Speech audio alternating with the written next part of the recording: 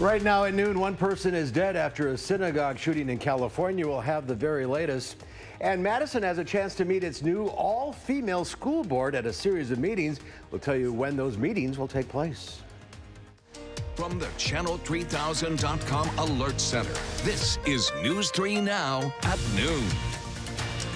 Good afternoon, everyone. I'm Mark Kane. Thanks for tuning in to News 3 Now on this Monday. Hope you all had a nice weekend, despite the weather. Let's head over to the Weather Center. Meteorologist Chris Reese has a look at your first alert forecast. Boy, it's a little chilly out there. That's right, and at least Sunday was nice because today has been a completely different story. We've had the rain around all morning. It started yesterday night, or so last night rather, but still, things are just wet out there. This is a live look from our station camera. Now, the good news is a lot of the heaviest rain starting to move out. So what's lingering out there is just some of that low-level moisture. Some of the heavier rain right now is down across Chicagoland and parts of northwestern Indiana, but over the past 6 hours, we have watched the radar light up over this area. Speaking of lighting up, there's been a lot of lightning and thunder with that as well. Some snow mixing in across northern Wisconsin and parts of Michigan. And that's kept the temperatures down as a whole. We're only at 43 degrees right now, 39 in Waukesha, Manitowoc and Sheboygan along the lakeshore also in the upper 30s. And we still have the winds coming out of the east and southeast at 9 miles per hour. So that rain is really just blowing around out there, and it's just going to be a blustery and kind of miserable day going into the afternoon, unfortunately. But I do think temperatures will warm up just a little bit more. We'll see those highs in the upper 40s to right around 50. And then there are multiple more rain chances on the way this week, Mark. So I'll be breaking those down as we move along into our main weather segment later on. At least the snow melted quickly. And the snow did melt quickly, so that's good news. We traded the white for the green, that's for sure. All right, we'll see you in a few minutes. Thank you, Chris. Emergency crews are responding to a crash in Columbia County. The Wisconsin Department of Transportation says all southbound lanes of I-39 and Wisconsin State Highway 33 near Portage are blocked. The crash happened a little after 7:45 this morning. The Columbia County Sheriff's Office is on the scene. A gunman killed one person and wounded 3 others inside a Southern California synagogue on Saturday night. The Chabad of Poway congregation was marking the final day of Passover when police say 19-year-old John Ernest burst into the synagogue and opened fire with an assault-style rifle. About 100 people were inside. Oscar Stewart saw Ernest open fire from the back of the room and ran toward him, shouting. That's when Ernest turned around and ran. They say I saved lives. I don't know if I saved any lives. I just did what I did. Authorities say Ernest ended up calling 911 and telling them where he was about a mile from the synagogue. The FBI is joining the investigation. Police searched the home Ernest shares with his parents. They're also reviewing an anti-Semitic manifesto that appears to be written by the teen, in which he said he was inspired by last month's mass shooting at a New Zealand mosque. Attorney General William Barr is scheduled to testify before the Senate Wednesday over his role in the release of Special Counsel Robert Mueller's report. But his appearance before the House on Thursday remains up in the air. Barr is threatening not to show up after Democrats insisted that lawyers from the committee be allowed to ask some of the questions. The White House is pushing back against threats from congressional Democrats to subpoena Barr if he doesn't testify before the House Judiciary Committee later this week. Frankly, they're just acting really childish. It's almost embarrassing to the House Democrats, the way that they're behaving. The best person we can hear from is Attorney General Barr to find out why, one, his summary or Cliff Notes version was so different from the facts, and two, why won't he just release the unredacted report? The Treasury Department has also refused a congressional request to turn over the president's tax returns. 17 parents are expected to plead not guilty at a court hearing in Boston later today in connection with the college admissions cheating scandal. Of those, 16 face additional charges, including allegations of money laundering. Among the high-profile parents charged are actress Lori Loughlin and her husband, who paid $500,000 to get their 2 daughters admitted to USC. 33 parents were charged in the largest ever college admissions prosecution. The Madison Metropolitan School District Board of Education will take its first meeting with 3 new members on the board later today. The school board plans to meet at 6 p.m. at Chavaz Elementary, but it'll host a reception 45 minutes beforehand to allow the committee to meet face-to-face with board members. After that reception, the board plans to get down to business. Their first big task will be setting a budget for the 2019-2020 school year. They want that budget to reflect the values of the community, which is why they want to hear from you. The board is planning on getting a referendum on the ballot next year. In previous reports, that's been for about $30 to $70 million per high school. Mary Burke, the current president of the board, said that money's needed. We also have the plans for a big new facilities referendum that would invest in all 4 of our Madison high schools, which right now have an average age of 75 years. They're really in need of both maintenance and revitalization, and we think November of 2020 would be a great time to take that to the community. If you can't make it to Chavez tonight to get your voice heard on these issues, there will be more meetings of the board. Burke said that the board is planning for at least 3 more meetings on the road, but depending on how you all like it, they may do more. And there's more to come on News 3 Now at noon. Up next, we'll see what Howard's working on in the Mr. Food Test Kitchen. Today, we're going to turn this into a butterfly. There's no magic required, just a sharp knife and a few tips that I'll show you coming up.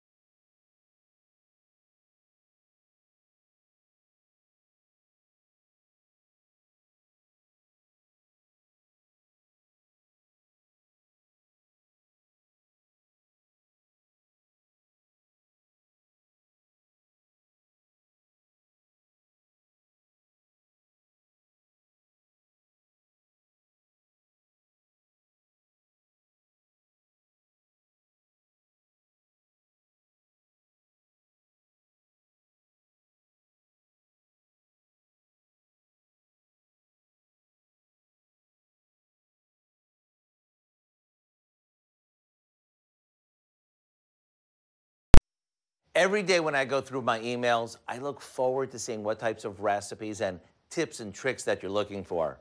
You know, one question I've seen quite a bit lately is, how do I butterfly a chicken breast? It's a great question. So let me show you how we can magically butterfly these and then turn them into a scrumptious meal.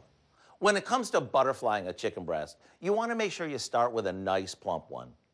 Put it on a cutting board and place one hand on top of it, like this. Then, holding a sharp knife horizontal to the cutting board, slowly cut the breast in half, about 3/4 of the way through. You'll know you were successful if both the top and the bottom are about the same thickness, and when you open it up, it sort of looks like a butterfly. Now, we season these with some salt and pepper and smear them with a garlic and herb spread. and we top them with some fresh spinach. And after they're roasted, we'll finish them off with some cheese and a buttery crumb mixture. That's all there is to it. It may look like a pricey dish that you would find in a restaurant, but these are easy enough to be part of your weeknight rotation. To get the recipe for our cheesy stuffed herb chicken, simply visit our website. I'm Howard with Kelly in the Mr. Food Test Kitchen, where today we found a magically butterflied way for you to say, ooh, it's so good. All right, Howard, thank you. There's more to come on News 3 Now at noon. I'm next. A cloudy and cool start to the work week. Meteorologist Chris Reese has your first alert forecast when we come back.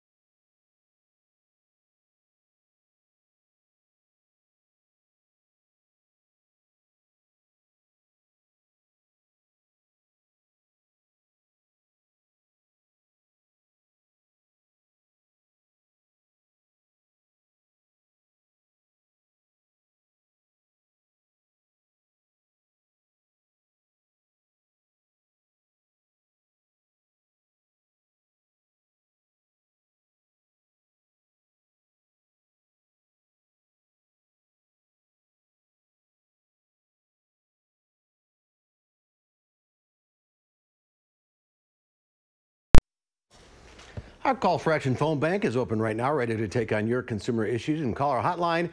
Volunteers will help you with any consumer complaints. The number is 608-270-2833. The service is open every Monday, Wednesday, and Friday between 11 and 1. Let's check Wall Street at the noon hour. The Dow Industrials are up 34 points. The NASDAQ up 18. The S&P 500 is plus 7. Q106 Farm Director Pam Yankee out of the radio barn today. So here are your farm numbers.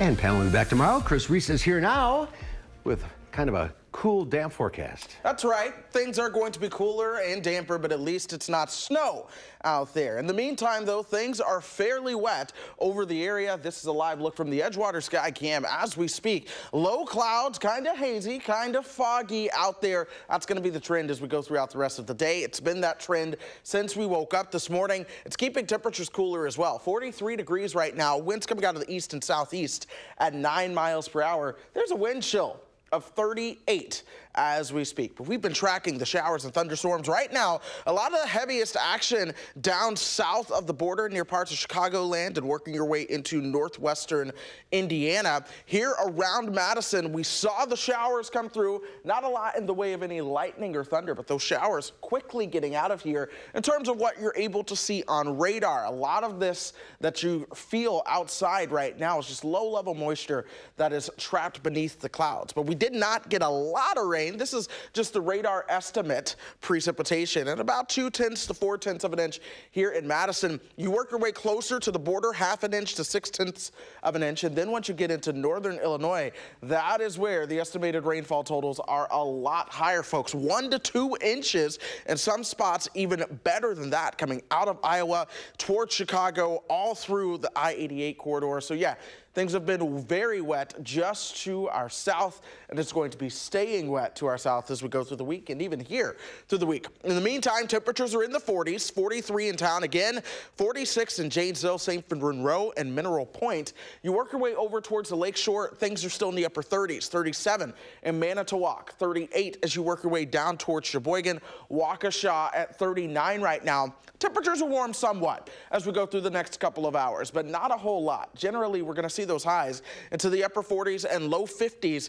and then they're going to level out as we move into the overnight hours. The reason for that is because we're not going to get rid of any of the cloud cover, really. In fact, hour by hour, it's moving to the future. This is 3:30. That's when we'll have the chance to see those highs around 50 once some of the clouds lighten up just a little bit. Temperatures falling down towards 40 overnight tonight. Some of us may make it into the upper 30s, but that cloud cover is going to be thick. Clouds throughout the start of Tuesday, 1 o'clock on Tuesday, back to the south and west. Here comes more rain starting to work its way into the picture. And then on top of that, 6 o'clock, this is dinner time on Tuesday. More heavy rain begins to move on into town. Once that gets out of here into Wednesday, we keep the cloud cover around. Then Wednesday morning, more and more shower chances. And here's the deal. For as long as we have the cold air to the north, the warm air to the south, and the jet stream in between that, we're going to see more and more of those shower chances moving into town. And that's going to last into the weekend. So, in fact, let's go ahead and time this out. Just showing you the systems across the country. Again, this one right here is on Tuesday. That's going to move on through into Wednesday, still lingering rain chances. Then moving ahead into Thursday, we see more of those rain chances coming our way. We get a little bit of a break on Friday and into Saturday, but then into Sunday, here comes the next rain chance working its way on into town. That's going to keep those temperatures below average for several days. And then next week, I do think there's a chance that we'll get those temperatures closer to average and above average. But the reality is this forecast is one that features numerous rain chances. There is no shortage of them. Temperatures are going to run a couple degrees below average for those afternoon highs, but above average on overnight lows just because the cloud cover will be keeping us warmer at night and cooler during the day. But the peak days of the forecast are Friday and Saturday. It does look like we'll see some sunshine on those days. At least it's not snow. At least it's not snow. That's right. Here you go. Glass half full. You're very right about that, Thank Mark. you, Chris. There's more to come on News 3 Now at noon. Up next, Linda Bart from the Bruce Company is here answering your plant and garden questions. The number 270-9933. We'll get to your calls right after this. WISC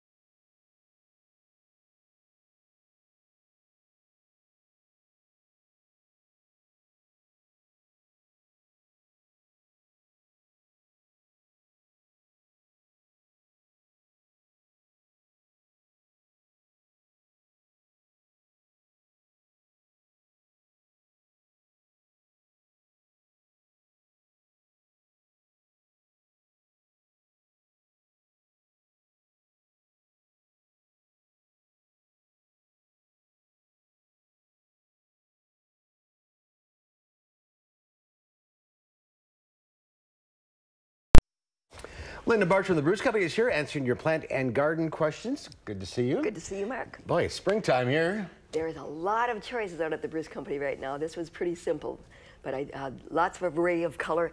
It is cool, so this combination right here that has snapdragons and pansies and similism, that can go out and be safe with the temperatures that we're talking about. But some of the other plants you want to be a little bit careful about, because we still could have a frost. Just pay attention. I mean, look at last weekend. The snow, that's right. The snow, and it was 20-something. The rule of thumb is Mother's Day. That's the rule of thumb. And if you put things out, just be prepared to bring them back in. If you plant in containers, that's fine. But in the ground, make sure that they're going to be tolerant of the cold. What do you have on the other end there? On the other end, I brought both, these are both Phalaenopsis, a little miniature one, and then here's the full-size Phalaenopsis. This is an orchid that a lot of people are growing, pretty easy care. Don't overwater them. Water once a week with a small amount, and indirect sun would be real good. And those flowers last a long time. That's what I find that's really nice. And if you can select one that has some buds coming, it'll last for a couple of months. Wow. Yeah, very fun. Well, all 4 lines are ringing, but no one's answering the phone. Okay. So it's kind of hard to take calls.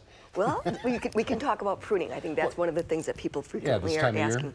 And this is a great time of year to do pruning on plants that are going to be flowering. Like the typical one is either potentilla or spirea. That plant, it doesn't care when it gets pruned. So if you prune it back this spring, it's still going to, the new growth that comes will still flower this season. If you have things like lilacs, wait until they get done flowering. So the difference is when they bud out? When the flowers are on the plant, correct. So if they flower on old wood, like lilac and Weigelia are sort of a combination. They flower on both old wood and new wood. So that's another plant that you can prune at any time because you're always going to have a sequence of flowers coming. But there's certain ones that if you prune them off, you're not going to have flowers that season.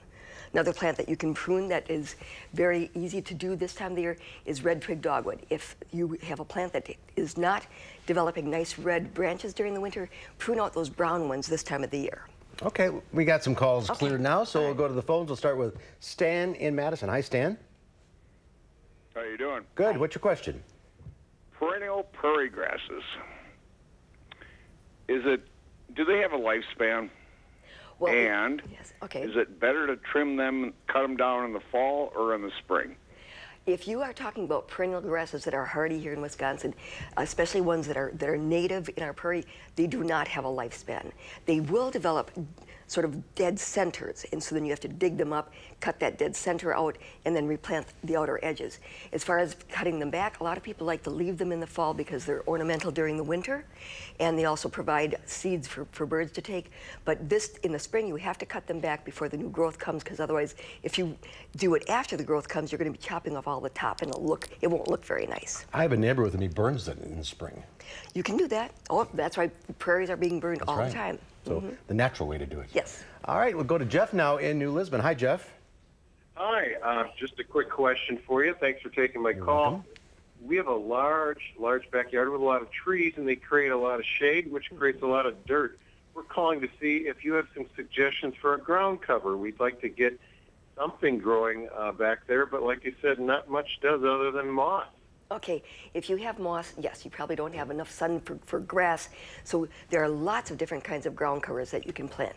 Vinca is an evergreen, little low-growing plant that develops blue flowers this time of the year. There's purple leaf winter creeper that is quite aggressive and spreads over areas. There's a juga. There's a lot of ground covers that tolerate shade. Hosta is a classic one, and ferns. So if you want to do a combination, if you don't want it continually totally a ground cover, you could plant a combination of some hosta and some ferns, do a couple of boulders, and get some structure that way during the winter. There you go. All right, Mary, or Marcy, that is, in Sun Prairie. Hi, Marcy. Hi there. Hi. I have hydrangeas that I believe are called Endless Summer.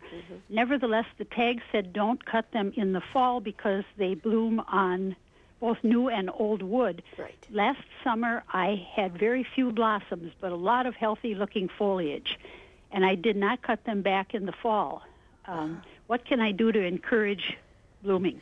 Endless Summer, they have lovely foliage. I'm disappointed with how well they flower also. And I've talked to a lot of different gardeners about this as far as fertilizing, what to fertilize. Make sure that they have enough sun. They need at least probably 3/4 of a day's sun, because when that hydrangea first came out, people were used to Annabelles, and Annabelles will flower in shade, and Endless Summer will not.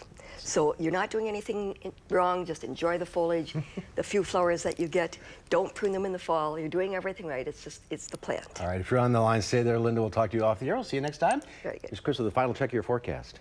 In the meantime, we're going to keep some of those showers around, at least early on this afternoon. Things are trying to dry out, but the clouds are really going to stick going into Tuesday. More storm chances Tuesday night into Wednesday and Thursday. A little bit of sunshine coming up this weekend. Keep the umbrella handy, that's for sure. That's our time for now. We'll see you back here at 4. In the meantime, have a great afternoon.